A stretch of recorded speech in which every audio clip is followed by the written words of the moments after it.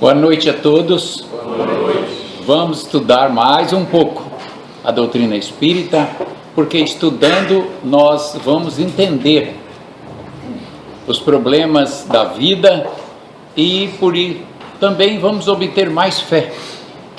Quanto mais nós compreendermos, melhor. Mais a nossa fé se torna firme, bem segura e nós vamos vencendo. Hoje nós vamos conversar acerca de um assunto muito importante que tratamos sempre nessa casa e é um dos grandes motivos de nós estarmos aqui reunidos. É a obsessão. Obsessão na nossa língua brasileira significa ideia fixa. Eu resolvi comprar a minha casa e cada minuto fiquei pensando, eu preciso juntar o dinheiro para comprar a casa. Junto um pouco de dinheiro, mas fico imaginando, não posso comprar mais nada porque eu tenho que comprar minha casa.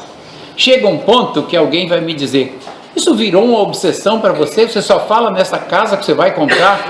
É verdade, virou uma obsessão. E assim, obsessão em todos os sentidos. Obsessão para comprar um carro, obsessão para encontrar o par perfeito, obsessão por isso e por aquilo. Então, o que é obsessão? É uma ideia fixa. Entre nós, vivendo na comunidade que nós vivemos, nós praticamos obsessão a toda hora. E nem imaginamos que estamos praticando obsessão. Segundo a doutrina espírita, nós conseguimos encontrar 6 tipos de obsessão, desdobrando um deles em 2. Então, no fundo, são 7 tipos de obsessão. O primeiro deles, que eu quero lembrar a todos, que eu acho gravíssimo, depois do assunto central nosso, o assunto central é a obsessão de um espírito sobre nós, sobre um encarnado. Mas, antes dele, tem um assunto importantíssimo, é a obsessão que ocorre entre encarnados. Onde dizer, um encarnado obsidia o outro, é o que mais ocorre. Vou dar exemplo. É o pai que diz para o filho, meu filho, você tem que ser médico. E o menino tem queda para ser sacerdote, mas o pai quer que ele seja médico. Meu filho, eu quero que você seja padre. O filho não tem queda para ser padre. Ele quer ser engenheiro e assim por diante. Mas o pai pega tanto no pé que o filho, para agradar o pai, acaba estudando o que não queria. Aqueles maridos também que chegam em casa e perturbam muito a esposa. Se a mulher não faz a comida por algum motivo, ela pode não estar encarregada de fazer o alimento, porque ela também pode estar trabalhando fora, né? Mas normalmente nesses casos tem empregados que faz.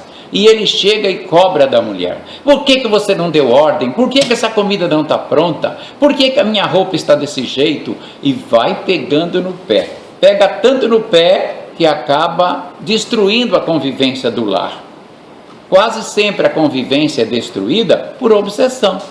Às vezes é ela com ele. Onde você vai? Onde você vai? Um ciúme doentio. Ciúme é obsessão também. É um medo da perda, mas não deixa de ser uma obsessão, porque não deixa a outra pessoa em liberdade. O ciúme tira a liberdade da outra pessoa. Quando uma mãe cobra muito de um filho, é obsessão também, porque ela não cobra no limite para educar. Ela cobra tanto que acaba limitando o filho, acaba deixando o filho constrangido. E o filho nem sabe mais o que faz, guarda para si aquele sentimento, aquela tristeza. Quantos filhos mal completam a idade e querem sair de casa? Não aguento mais meu pai e minha mãe, não aguento. Isso é obsessão, não sabem lidar com os filhos, tá? Existe muita obsessão entre patrão e empregado. Patrão exigente demais, não dá sossego, em vez de chamar o empregado e explicar, ele pega no pé. Quem é que não tem aquele colega na empresa que fica também pegando no pé? Você diz, meu Deus, esta é a minha cruz. Eu não posso pedir as contas dessa empresa, eu preciso do meu trabalho. E esse sujeito já está aqui há mais tempo do que eu, me perseguindo, toda hora jogando indiretas. Hoje utilizamos um nome bonitinho chamado bullying, o nome americano. Ele está praticando bullying comigo. Na minha época, todo mundo era bullyingizado, sofria bullying de todo jeito. E no meu período de moleque de rua, quem fosse mais forte é que sairia vencedor. Quem era fraco era dominado. E aí tinha de ser forte. Eu cheguei até a aprender a lutar boxe, para poder me defender dos meninos do bullying. Mas isso não deixa de ser uma obsessão. É obsessão, perseguir o outro, impaciência exagerada, que às vezes tem que cobrar mesmo, exagerado, ao ponto de dominar o outro, tirar a paz do outro. Ocorre namorado com namorada, ocorre marido, mulher e marido, ocorre colegas de empresa, ocorre entre patrão e empregado, e às vezes ocorre ao contrário, tá? Enfim, não se respeita o limite um do outro, tá? E isso ocorre muito, muito mesmo, tá? Obsessão entre encarnados. Nós que somos espíritas, temos que aprender a conviver, a respeitar o limite do outro, saber pedir, saber falar, para não gerar sofrimento à outra parte.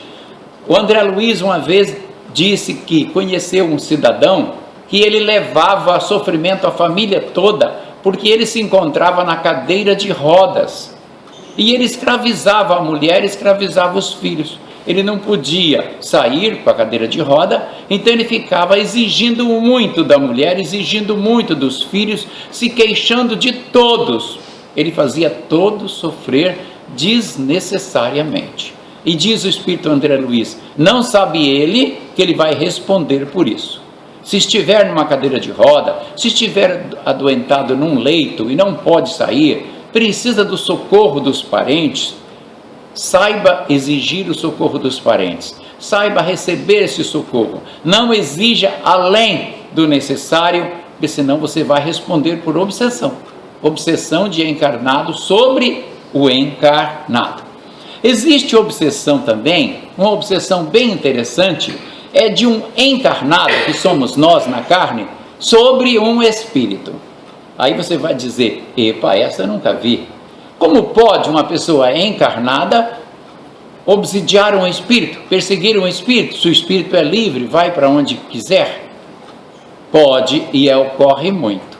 Vou dar um exemplo. Aqui nesta casa, compareceu uma senhora e ela dizia que ela passava mal, dizia que tudo dava errado na casa dela e que ela via constantemente a imagem do marido, claro que já tinha morrido, tá? E ela pediu socorro e nós fomos fazer desobsessão dela e socorremos o espírito que estava com ela. Ela se sentia melhor. Daí um tempinho ela voltava e reclamava de novo, até que enfim eu fui doutrinar o espírito. E o espírito disse, você quer saber mesmo quem sou eu? Ficou bravo assim comigo logo. Digo, diga, eu sou o marido dela. Digo, você é o ex-marido dela. Não, negativo. A união conjugal termina com a morte. Termina aqui, se a gente quiser.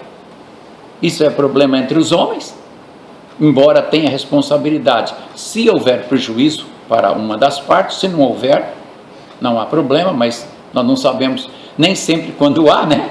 Então convém evitar isso. Mas morreu, você não é mais marido dela. Mas eu estou dentro de casa porque ela me persegue. Por que ela te persegue? Todos os dias ela fala mal de mim. Fala mal de mim para os filhos, diz que eu não prestava, e eu fico no pé dela. Então eu faço ela quebrar prato, eu faço ela bater, até tropicar na rua, eu faço ela tropicar de raiva, porque ela não me dá paz, eu também não dou paz a ela. Bem, essa obsessão, ele reclamava que era sobre ele. Na verdade, não era só isto, era uma obsessão de outro tipo, chamada obsessão recíproca. Ou seja, ela perseguia ele e ele perseguia ela. Há também muita obsessão quando um parente nosso morre e em vez de nós orarmos por ele, pedir a Jesus que ajude aquele nosso parente, que dê a ele condições dele ir para o mundo espiritual, orientando ele. Não, Nós, às vezes, ficamos prendendo aquele parente dentro de casa, chorando, com aquele choro de revolta. Logo ele, Jesus, não deveria ter, julgando a Deus, como se nós pudéssemos julgar as leis divinas. E nós julgamos, sim.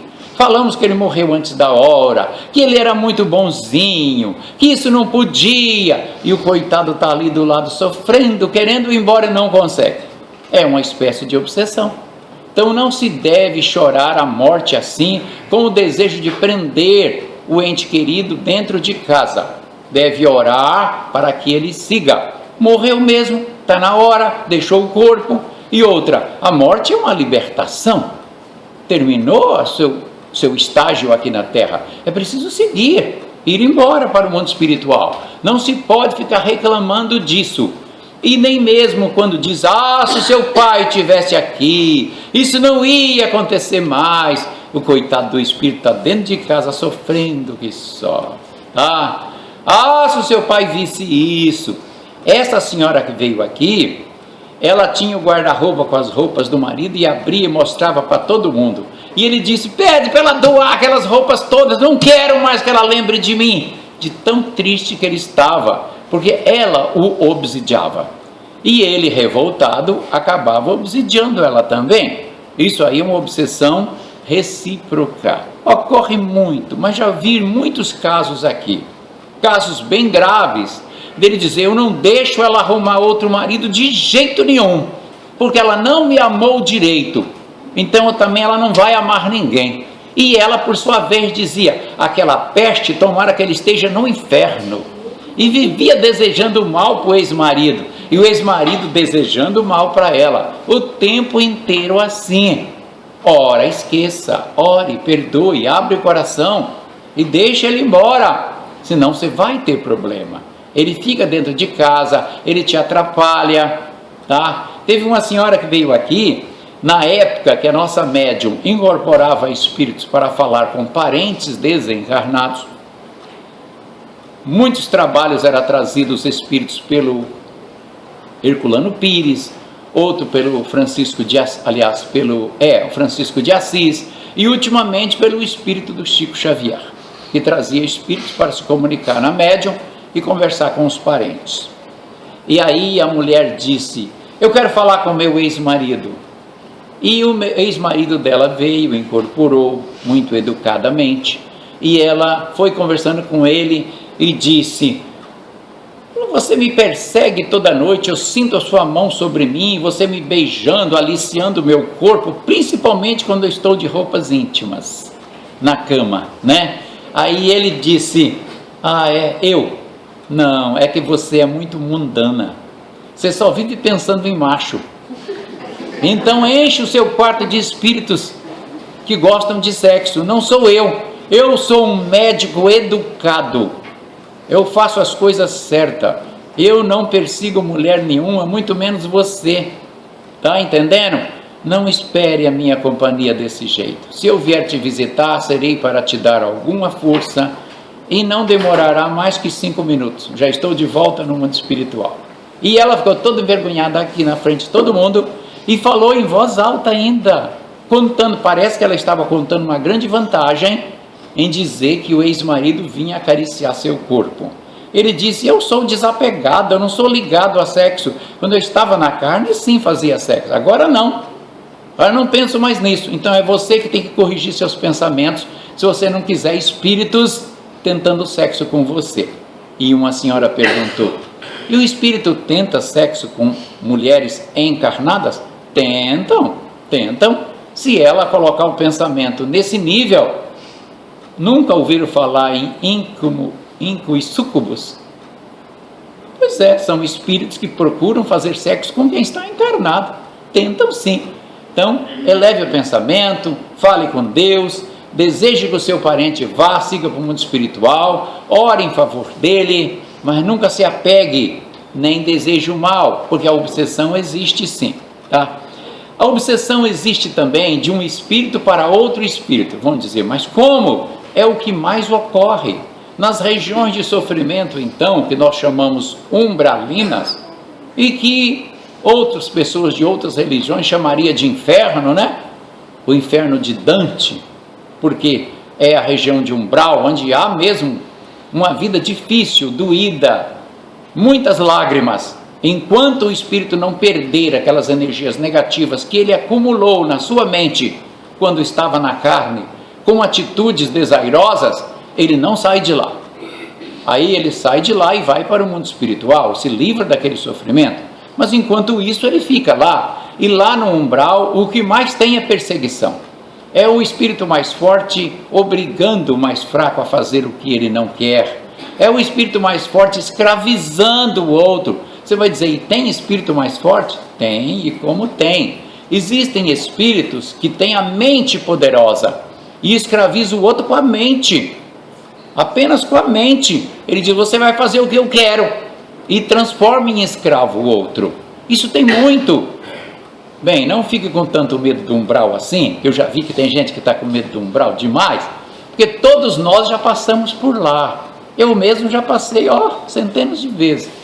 Mas agora espero não passar mais. Mas estou sujeito ainda, todo mundo está. Porém, orou, recebe logo socorro e escapa disso. Faça o bem, mantenha o pensamento no bem e ore. Só que quando nós estamos nessa situação, nós não conseguimos orar. Nós ficamos tão desequilibrados que nem lembramos de orar. E os espíritos perseguem sim. Às vezes eles criam legiões de espíritos e formam cidades nas regiões umbralinas e mantêm centenas e centenas de outros espíritos escravizados, cumprindo ordem deles, lutando contra os preceitos de Jesus. Isso tem muito nas regiões umbralinas. Mas existe uma outra obsessão, antes de falar de espírito para nós, que é a auto-obsessão, que hoje um nome mais educadinho se chama depressão. Mas não é só, nem sempre a depressão é uma auto-obsessão, nem sempre. Mas a auto-obsessão ocorre muito, muito mesmo. Também veio um moço aqui com o nome de Sandro, e ele reclamava, eu passo mal, tenho arrepios no corpo, eu tenho isso, ele reclamava de tudo. Na época enviamos ele para o doutor Adolfo Fritz, que incorporado na nossa médium realizava curas, e ele fazia trabalho aqui de desobsessão também. E o doutor Fritz analisou nele e tal. Já tinha uns 3 meses que ele estava em tratamento. O doutor Fritz disse, olha, não há mais o que fazer por você. Você não apresenta mais nenhuma enfermidade que precise de cura, a não ser a tua mente. E eu estava lá ajudando o doutor Fritz, presenciei. Aí diz, a mente dele é o que, doutor? Ele se auto-obsidia. Ele acha que ele é perseguido pelos próprios filhos, pela mulher, pelos vizinhos. Ele tem uma mania de perseguição. Tá? Ele quer ser vítima em tudo. Tudo para ele é vítima.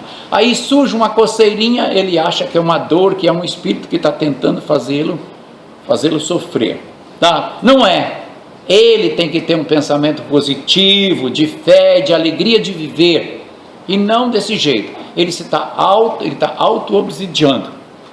Ele tem que praticar o bem, ler mais o Evangelho, para guardar o Evangelho no fundo do coração, praticar a caridade e ter momentos de alegria na vida.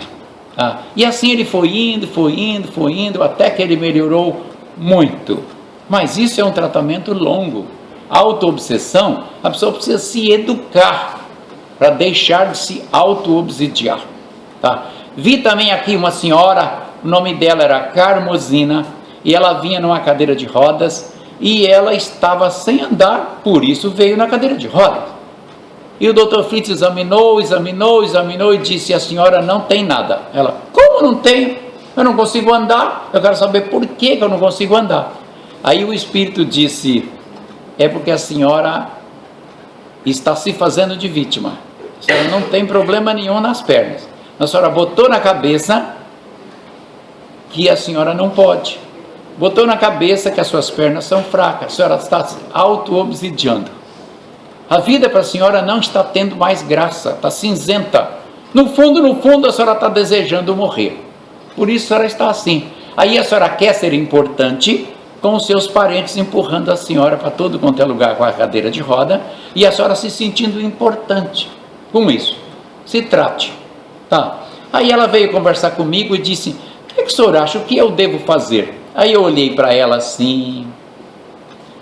Dona Carmosina, eu era brincalhão, né, como sempre fui. Dona Carmosina, quantos anos a senhora tem? Aí ela: 62, toda tristonha. Eu digo: eu tenho a solução para a senhora. Ela: qual? A senhora tem que se apaixonar por um rapaz de 22. Aí ela: o quê? Dona Carmosina, se a senhora está se sentindo atormentada na vida, na hora que a senhora se apaixonar por um rapaz de 22, a senhora vai querer sair voando dessa cadeira para acompanhar o rapaz. A senhora vai para a academia no outro dia fazer exercício para se rejuvenescer. Ora, o apaixonado é assim, ele fica desesperado para ter outra pessoa. A senhora se apaixona, ela: ah, eu não quero. Então a senhora não quer se curar. A senhora tem que se apaixonar por um rapaz novinho, porque por um velho não vai ser grandes paixões, tem que ser por um novo. Não é assim a paixão arrebatadora? É, com aquela diferença de idade imensa. Aí ela levava na risada. Mas como eu brincava muito com ela, ela dizia: eu gosto de vir aqui só por causa das brincadeiras. Eu digo: não, a senhora vem aqui para estudar o Evangelho, para praticar a desobsessão, para a senhora ganhar força para viver. Passado uns 6 meses, a Dona Carmosina conseguiu sair da cadeira de rodas. Conseguiu ficar de pé e foi fortalecendo a mente e saiu dessa obsessão.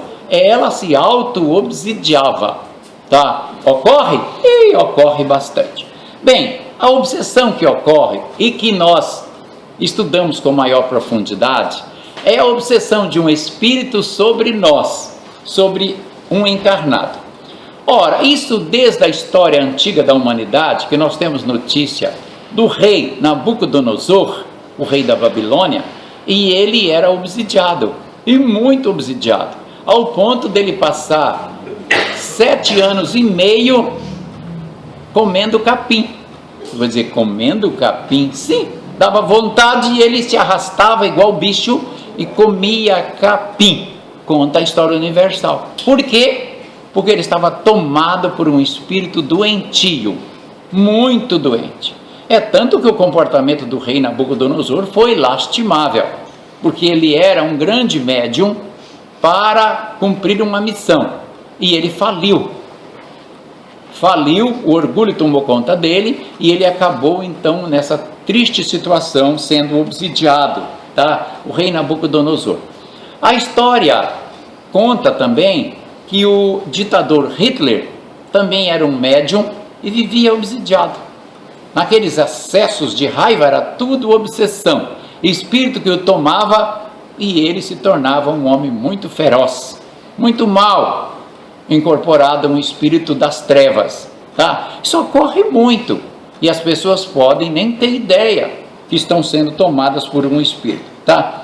Tem também na história algum relato sobre o conquistador mongol chamado Gengis Khan, que ele também várias vezes guiando a sua tropa, em momentos ele tomava um comportamento excêntrico de grave violência, e depois ele se transformava num homem até bondoso. Era totalmente diferente. Por quê? Obsessão, tá? Nós recebemos influência de espíritos todos os dias.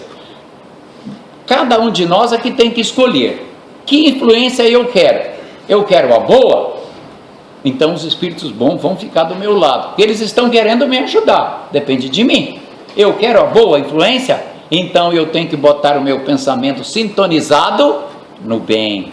Eu não posso ter o menor ressentimento contra ninguém, ódio nem pensar, tá? Mundanice nem pensar, só bons pensamentos. Aí os espíritos bondosos estarão comigo. Porque se eu não tiver esse tipo de pensamento, de disciplina comigo, os inferiores vão gostar de estar comigo. Um dos dois vão me influenciar. Os bons vão me insuflar o bom caminho, e eu vou aceitar o não. Os maus vão me indicar atitudes nocivas à minha vida.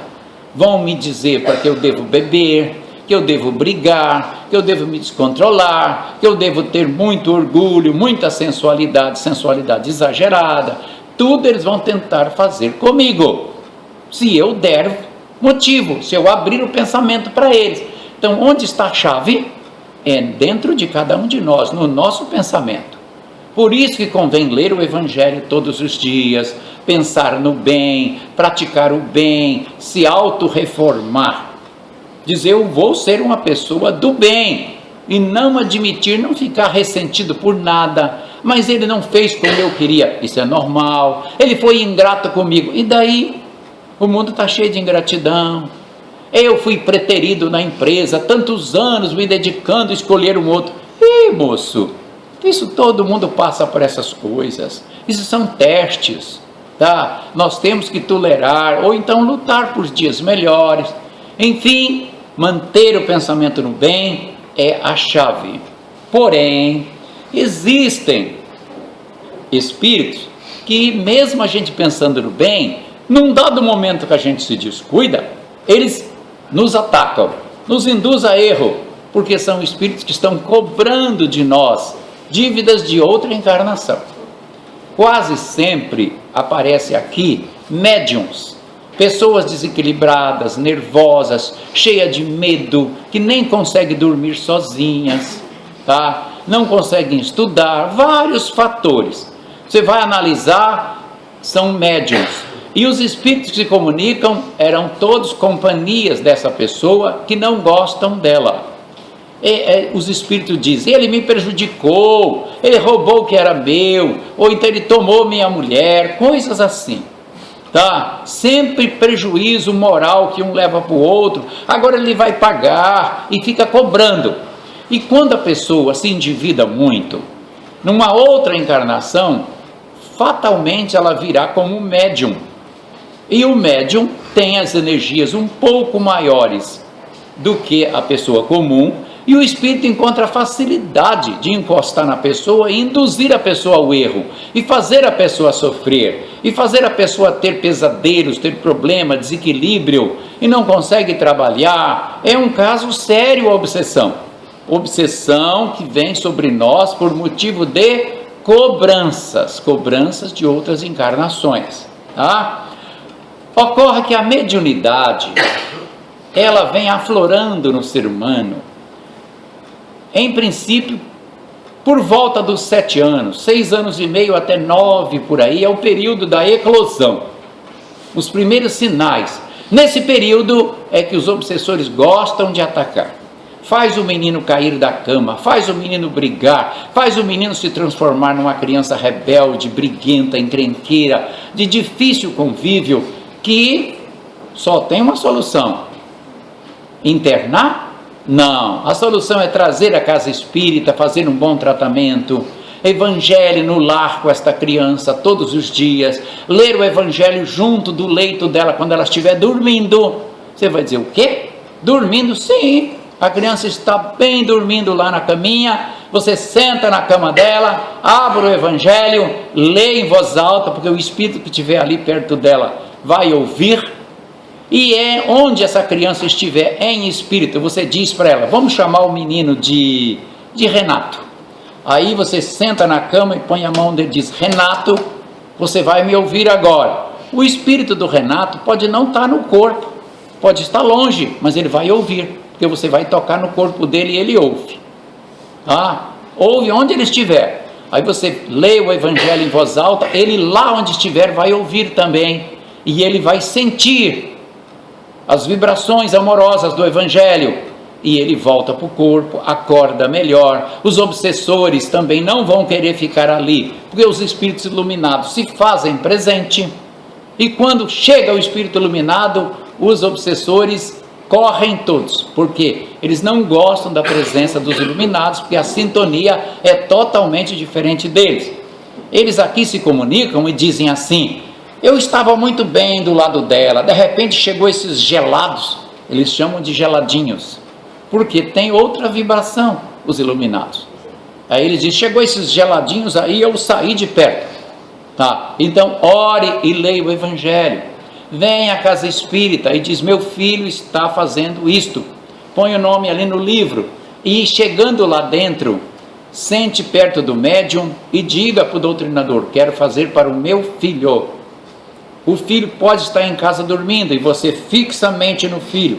Antes disso, ponha no livro para a caravana nossa aqui de espíritos ir à sua casa, socorrer a criança. E às vezes a caravana vai e já traz 2, 3 obsessores de lá. E eles ficam aqui retidos e incorporam lá nos médiums. São orientados. E assim vai indo. Chega um ponto que a criança melhora ou fica totalmente boa.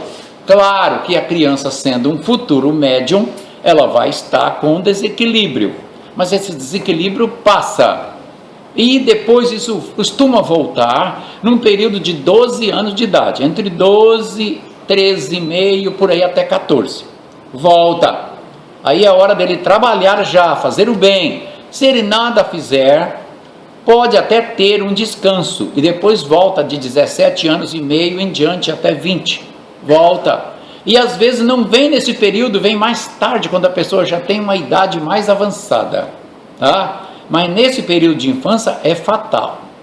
Por isso, não fique assustados, não pense que o seu menino está perdido, isso é passageiro. Ele é médium e tem perseguidores, tá? De criança, quase sempre, 99%, é cobrança de outras encarnações, tá? Erros de outras encarnações, tá? Mas o que é que faz muitos espíritos querer ficar do nosso lado quando ele não está cobrando dívida de outra encarnação? Os nossos vícios, a nossa mania de falar mal da vida alheia, agrada ao espírito inferior, tá? A nossa mania de entrar no boteco e tomar aquela talagada. Você vai dizer, talagada? Sim, lá no sul a gente chama talagada. E chega no boteco e diz, bote aí um rabo de galo. Não sei se aqui no Pará tem rabo de galo, mas lá no sul tem, tá? Rabo de galo, era vermute, tá? Com cachaça.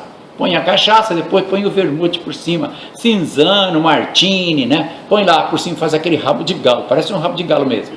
Aí na hora de tomar, tem que dar um pouquinho pro santo. Dentro do boteco é assim. Aí o sujeito chegou aqui, botou um rabo de galo aí na rua, até o comerciante não entendia o que era. Ele disse, põe cachaça, depois põe vermute. Aí o homem botou. Aí ele não deu para o santo, tomou, direto. Aí o espírito incorporou aqui, este miserável, nem deu para o santo, xingou ele aí. Quer dizer que ele estava esperando que quando o homem jogasse a bebida fora, no cantinho lá, ele ia abrir a boca e tentar colher. Mas não é preciso, porque eles colhem os fluidos da bebida através da garganta de quem está bebendo. Eles acoplam a garganta deles na garganta do que está ingerindo a bebida e sente o mesmo prazer. Aí eles dizem, ai, aquela deu uma ardida boa, aquela cachaça que arde, entendeu? Eles gostam, tá? Aí, tem que fazer isso, né? Eles gostam. Aí o sujeito chega em casa e diz assim, eu sou forte, meu cabra, para o amigo dele. Por quê? Eu bebi foi 10 cerveja, não senti nada, ó, ainda faço um 4, ó. Ah, é? 10? É. Sabe por quê? Porque ele estava acompanhado com 5. Aí cada espírito suga o teor alcoólico, as 10 cervejas divididas entre ele mais 5. 6 bebendo 10 cervejas não chega a dar 2 para cada um, aí não chega a ficar bêbado. Fica meio tontinho, mas não fica bêbado.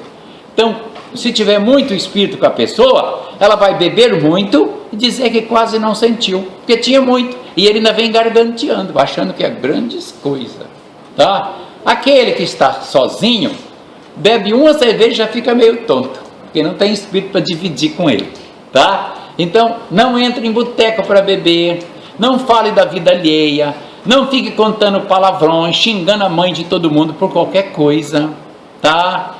Evite os vícios, evite ter maus pensamentos, isso atrai espíritos inferiores. E esses espíritos, eles não vêm cobrar dívida, eles vêm aproveitar o nosso vício.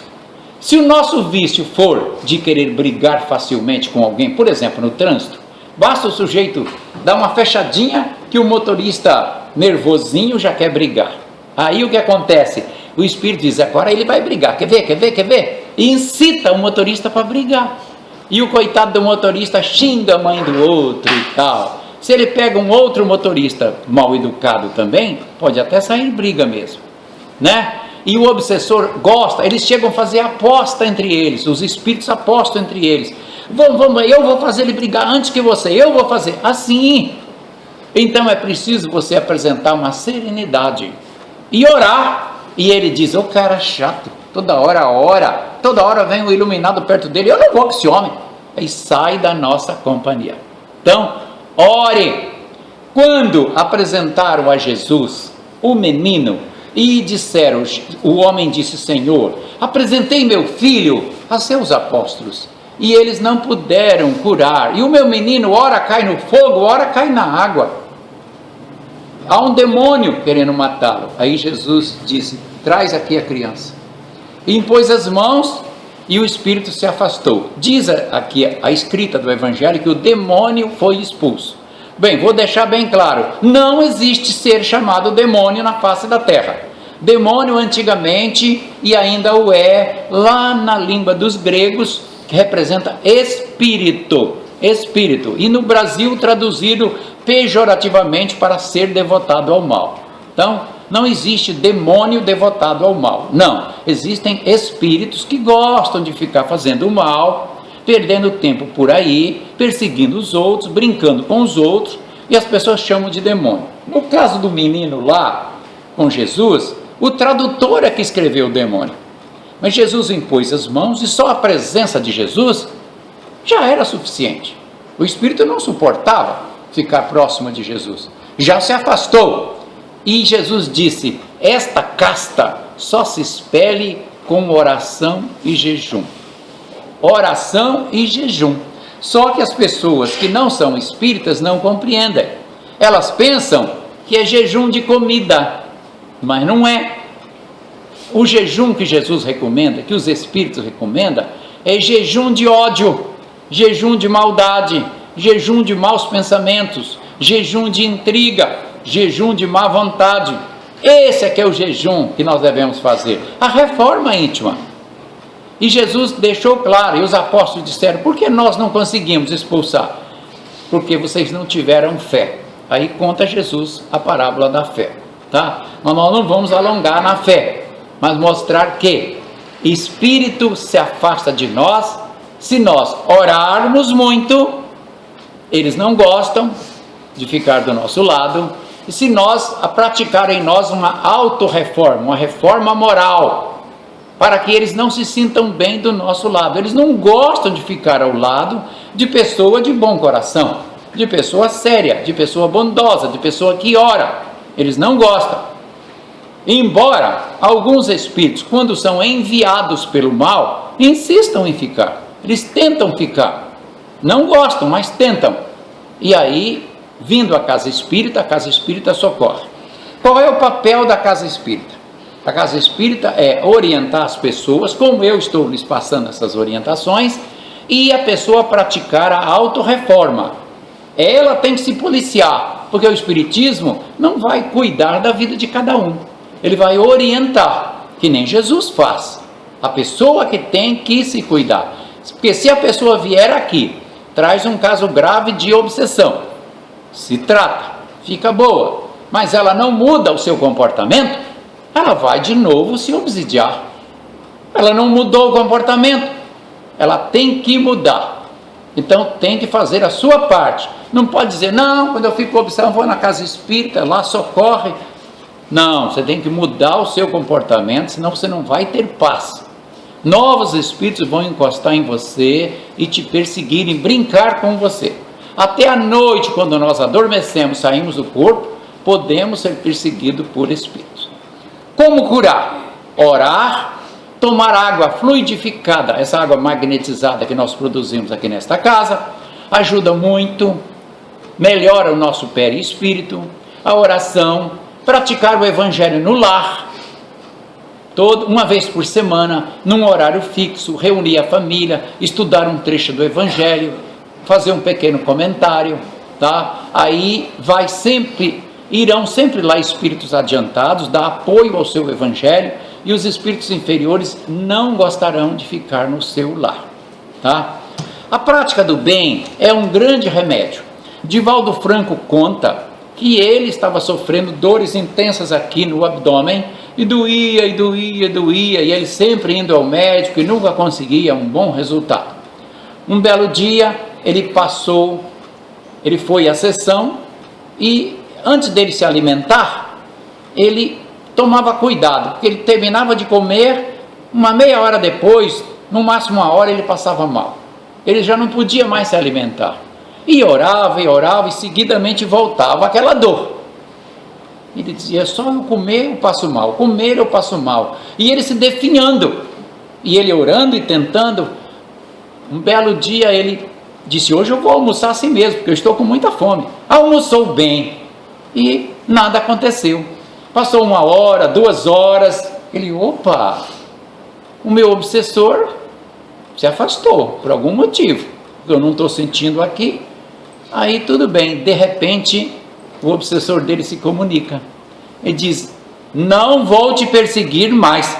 Aí ele disse, então era você? Eu conseguia colocar veneno na tua comida antes de você comer, porque eu vinha rapidinho eu colocava e saía, não dava nem tempo de você orar, porque eu estou te perseguindo, porque eu não gosto de você, você me prejudicou. Não explicou o porquê, ele disse, sim, e eu fiz o quê para você me perdoar? Ele diz, ocorre que você, esta semana, passou na feira e viu 2 meninos pegando aqueles tomates que jogam fora, né? Aproveitando, e você perguntou, por que estão pegando os tomates aí já no chão? Os meninos disseram, para a mamãe fazer, porque a gente não tem comida em casa. Diz, você tem mãe ainda, meu filho? Ele disse, temos a mamãe, mas papai não temos.